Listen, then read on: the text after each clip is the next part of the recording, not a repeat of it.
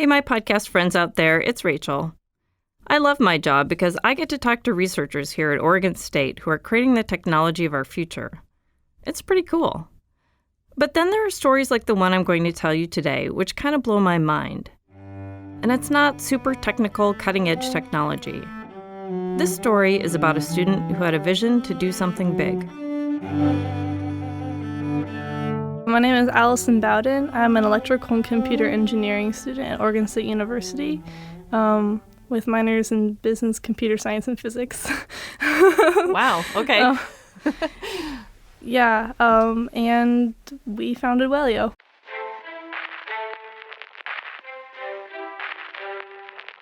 From the College of Engineering at Oregon State University, this is Engineering Out Loud. As we all know, engineers solve problems. And in this case, Allison had a problem she wanted to solve that affected her personally. I myself live with bipolar, and I've been hospitalized for several manic episodes this last year where I do have a break in reality. So you might be wondering how engineering can help with this problem. Well, what Allison decided to do is create an app that could help her manage her mental health. That app is called Wellio. Every single feature is basically based on something that's happened to me. If I had Code Red, I would be able to tell my family and friends that I was starting to go into an episode, and they'd be able to track my location and save hours of searching for me, because it's really scary when you're out of control and you're having a break in reality. Code Red is just one of the features of the Wellio app. What Allison is aiming for is a comprehensive app that can bridge the gap between visits to her medical providers. You can only visit a doctor so many times, or your psychiatrist or your therapist, like once a week, once a month, once every few months. So there's something that you need to do on your own to help self-care as well.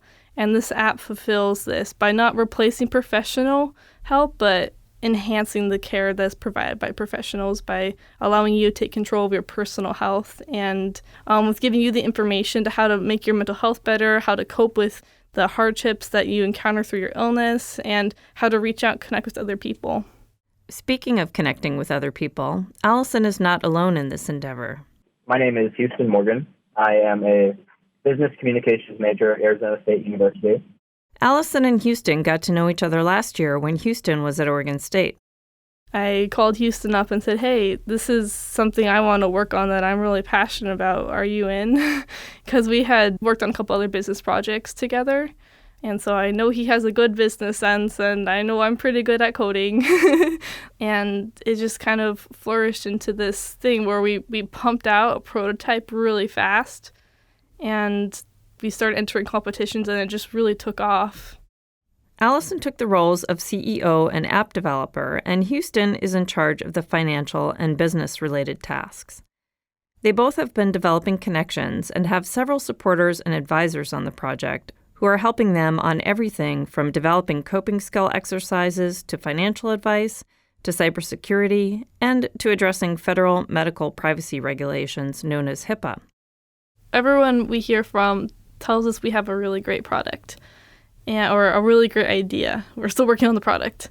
But mental health affects 1 in 5 Americans. So that's 43.8 million people across the U.S. And even if you're not living with an illness yourself, you are touched by it. You know someone who lives with it, your family, your friends, your peers, your coworkers.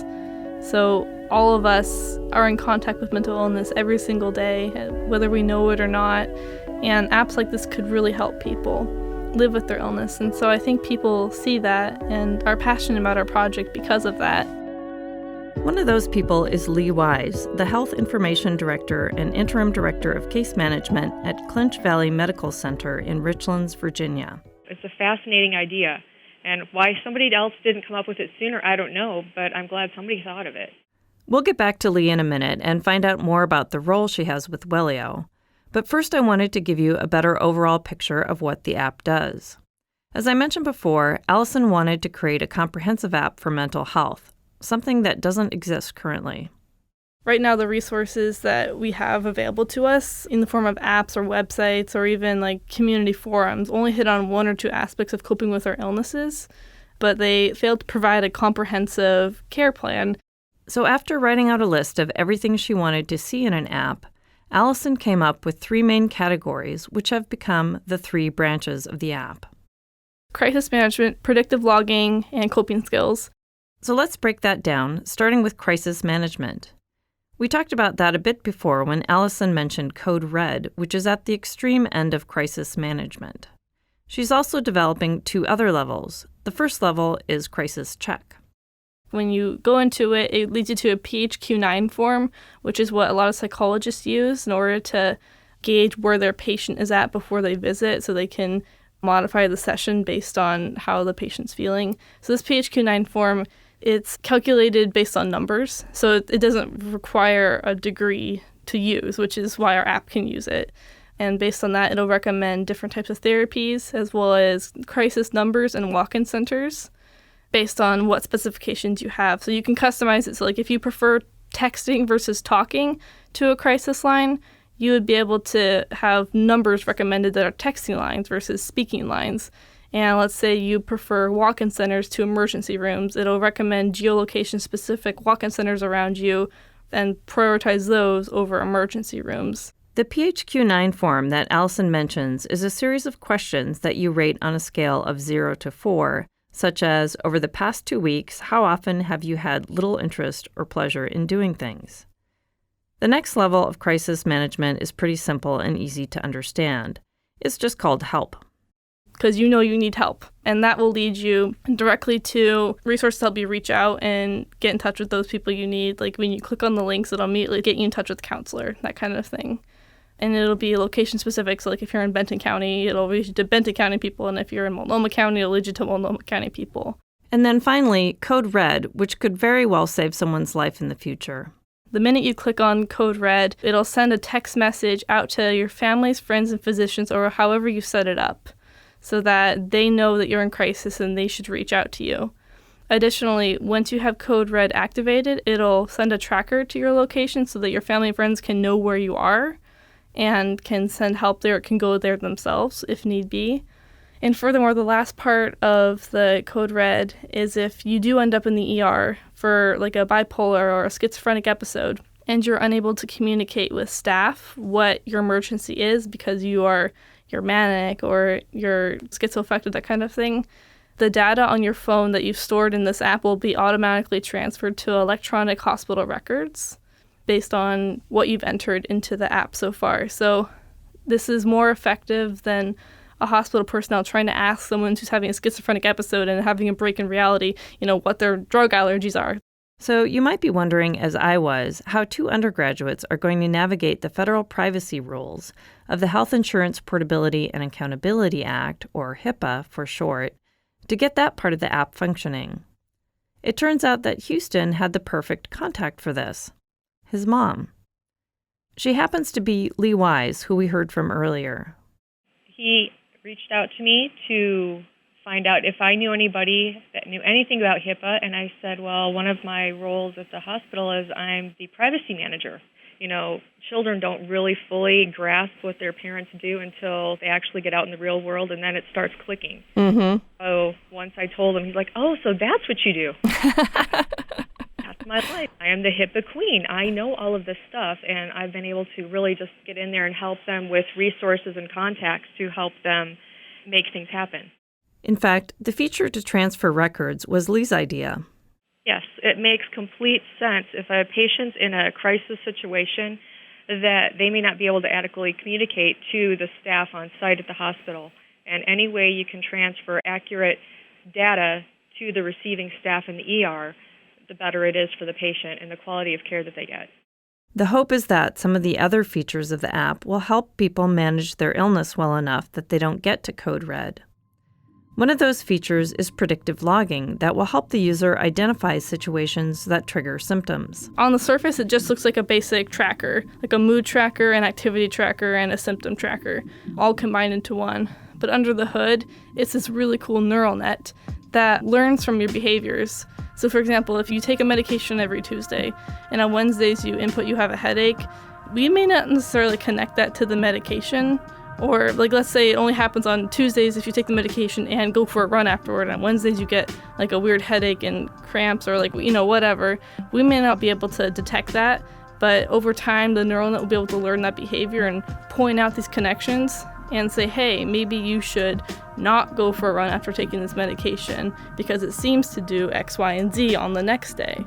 So basically, it'll just identify trends and patterns the user may not see themselves and provide feedback, which is something that apps don't do on the market currently. In fact, the only app that comes close to what we do costs $130 a month. And last but not least, the third branch of the app is coping skills.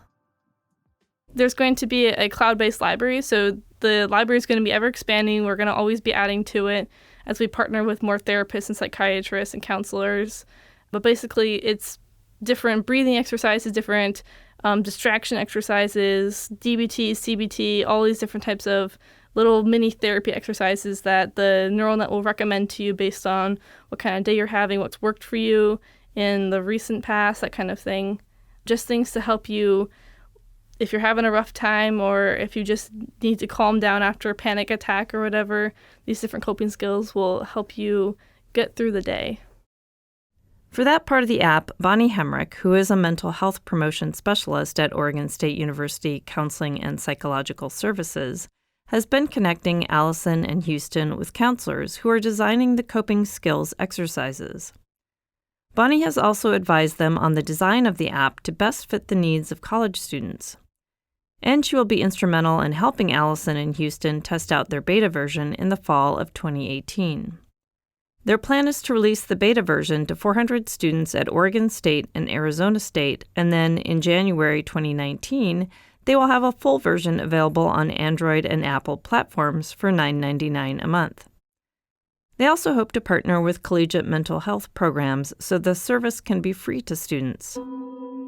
Allison and Houston have been applying to entrepreneurship programs at both Oregon State and Arizona State to get as much help as possible through mentoring and financial support. They placed third in the Next Great Startup competition, have been accepted to the OSU Advantage Accelerator, and they have made it through to the final round of ASU's Venture Devils program. They have also applied to Innovation X and Launch Academy in Oregon State's College of Business. You can check out our show notes to find links for these programs. I don't know about Houston, but this is the closest I've ever come to doing something that makes this big of a difference, and I don't want to mess it up. And so we're enlisting all the help we can in order to make this thing happen, because this is the most passionate I've felt about something in my entire life, and I really want it to happen. And so we're working our butts off right now in order to make a really great product, promote ourselves, and pair us with great resources in order to help see this to the very end. Yeah, this project has been really, eye-opening for me because I'm historically a very money-oriented person. I always, very analytical, very all right, what's the cost and benefit of this? But, this is sort of the first project I've done where it's everyone asks me, so how much do you get paid or how much are you paying yourself? And I can honestly reply to them and say, it really doesn't matter how much money I make because this itself means so much to me in the sense that it has the potential to revolutionize and change the way people interact with mental health. And to me, that itself is such a powerful concept that, it's more motivating to me than money. This is a great example of how hands-on projects can be a powerful motivator for learning. I feel like I have a purpose, and not to say I didn't have a purpose before, but my purpose is so much more focused now. It's attainable and it's tangible now. I can speak to that extremely well. I joke around with a lot of my friends, and when they're like, "Oh, what are you up tonight?" And I'm like, "Oh, I'm working on Wellio stuff." And they're like, "Dude, you're always doing that stuff." And I tell them that I have learned more in the past 4 months or 3 months working on Wellio than I have, in my entire college career so far. And I've been communicating with all these business professionals in a real business setting and achieving tangible goals, like Allison said. So it's been a really rewarding experience in terms of my education and furthering that in a field I'm super passionate about. See what I mean? How can you not be excited about what Allison and Houston are doing? And I want to thank Allison for her bravery in standing up to the stigma of mental illness and telling her story. And so I'll let her have the final word. Wellio is about taking away the negative stigma of mental illness. It puts mental health in the limelight, something that makes us a little uncomfortable in society just because we're taught to whisper about this kind of thing or talk about it behind people's backs and never say it to their face or whatever. Wellio takes away this hushed tone stigma by putting it in the limelight and saying, hey, you have access to affordable care, to comprehensive care, and to quality care that you can take control of yourself. This doesn't replace professional care, it enhances it. The last 6 years I've lived with my illness, and I understand how powerless it can make us feel at times. Wellio is all about taking back that power.